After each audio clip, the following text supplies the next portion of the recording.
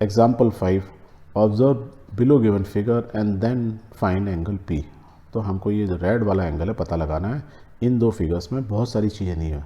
ऊपर वाले फिगर में तीनों साइड्स दी हुई हैं, नीचे वाले में भी तीनों साइड प्लस कुछ एंगल दिए हैं।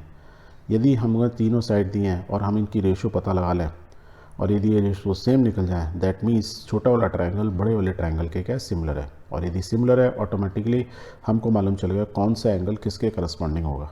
तो let's find out. So will write the solution this way.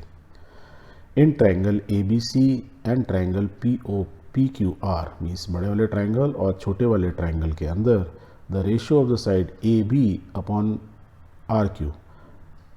तो आपको ना पहली बात तो फिगर को ध्यान से देखना है।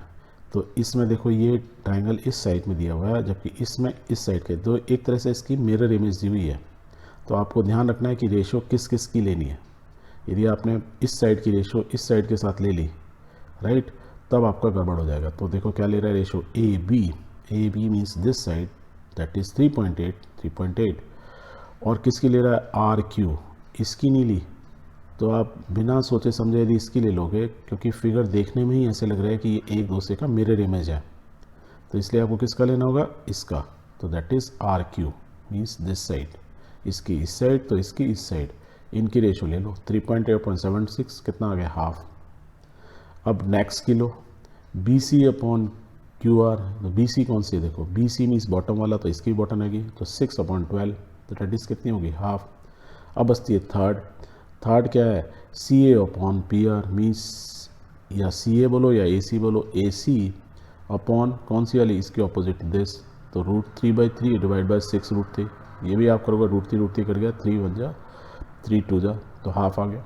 दैट मीन्स तीनों साइड की करस्पॉन्डिंग साइड की जो रेशो है वो क्या है, सेम है। एंड इफ़ करस्पॉन्डिंग साइड की रेशो सेम है दैट मीन्स ये दोनों ट्रायंगल क्या हैं, सिमिलर। तो वी कैन राइट कि दैट इज़ कि ये सब की रेशो क्योंकि सेम है, therefore triangle ABC is similar to triangle ROP। ये दोनों ट्रायंगल एक दूसरे के सिमिलर हैं। By which rule, bye SSS similarity rule या क्राइटेरियन या क्राइटेरिया। क्लियर। जब हमने ये प्रूव कर दिया तब हम एंगल P इजीली पता लगा सकते हैं। अब देखो इसमें ये एंगल दिया है, ये एंगल दिया है, तो ये B वाला करस्पॉन्डिंग तो इसके नहीं है क्योंकि ये मिरर इमेज है। तो P किसके बराबर होगा, C के बराबर। और C कैसे पता लगा, तो एक ट्रायंगल में दो दिए हैं, 180 सम होता है, तो ये मालूम चल जाएगा। तो let's find out. Therefore angle C is equal to angle P, क्योंकि P जो है इसका करस्पॉन्डिंग एंगल है in similar triangles. Hence we will find out the value of P। तो यदि मेरे को C मालूम चल गया तो P मालूम चल गया।